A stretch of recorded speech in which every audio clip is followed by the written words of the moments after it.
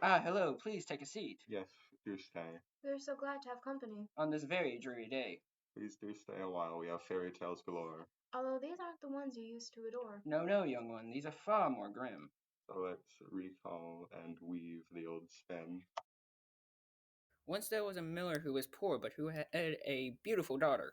Now it happened that he had to go and speak to the king. In order to make himself appear important, he said to him, "I have a daughter who can spin straw into gold."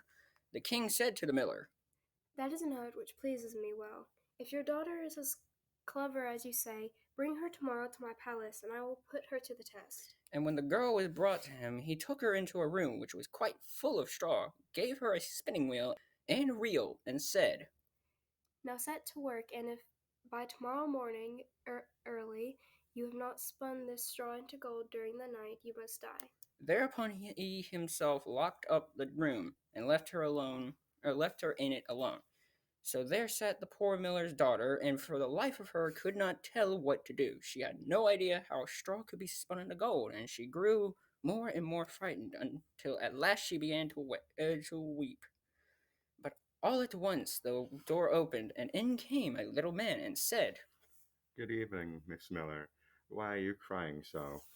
"Alas," answered the girl, "I have to spin straw into gold, and I do not know how to do it." What will you give me said the mankin. if I do it for you? "My necklace," said the girl. The little man took the necklace, seated himself in front of the wheel, and whirl 3 times, and the reel was full. Then he put on another, and whirl 3 times around, and the second one was full too. And so he went on until the morning, when all the straw was spun, and all the reels were full of gold. By daybreak the king was already there, and when he saw the gold he was astonished and delighted, but his heart became only more greedy. He had the miller's daughter taken into another room full of straw, which was much larger, and commanded her to spin that also in one night if she valued her life. The girl knew not how to help herself, and was crying when the door opened again, and the little man appeared and said, What will you give me if I spin straw into gold for you? "The ring on my finger," and answered the girl.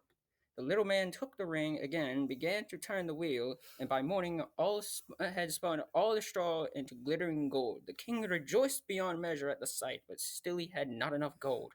And he had the miller's daughter taken into a still larger room full of straw, and said, "You must spin this too in the course of this night, but if you succeed, you shall be my wife."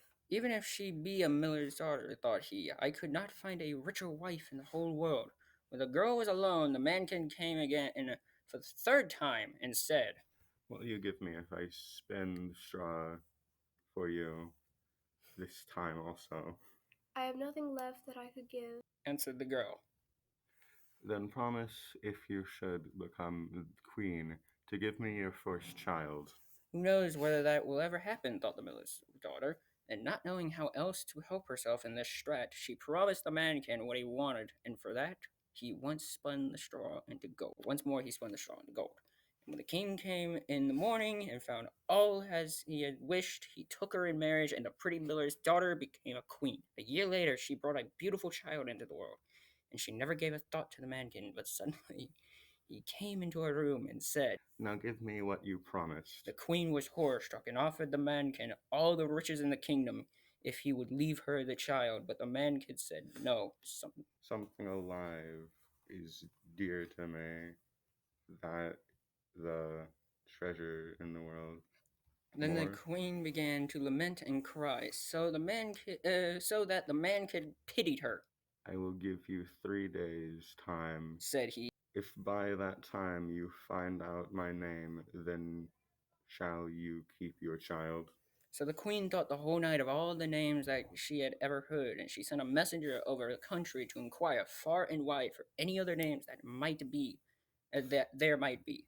When the mankin came the next day, she began with Casper, Melikor, Balthasar, and said all the names she knew, one after another. But to everyone the little man said, That is not my name. on the second day she had inquiries inquiries made in the neighborhood as to the names of the people there, and she repeated to the mannequin the most uncommon and curious names. Perhaps your name is Short Tribs, or Sheepspanks, or Lace Legs. But he always answered.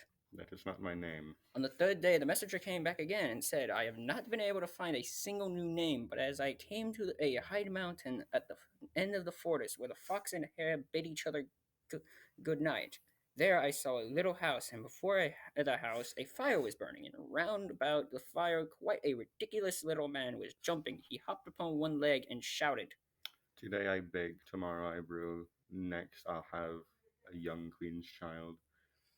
I'm glad I am no one knew that Rumpelstiltskin I am styled.